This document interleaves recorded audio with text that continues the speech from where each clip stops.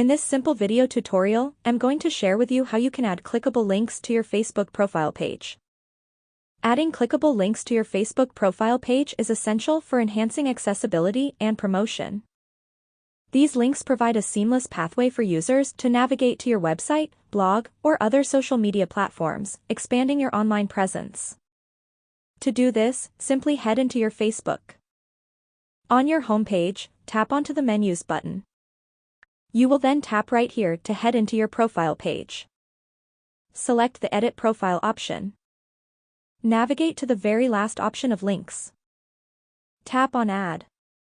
On this page, you can either add your social media account's links right here or your website link just right here. You can also customize on who can view your link, either making it public or viewed by only your friends. That's how easy it is to add social links and website links to your Facebook profile. If you have any questions, just let me know in the comments section down below. Please don't forget to leave a like, share and subscribe for more video tutorials like this one.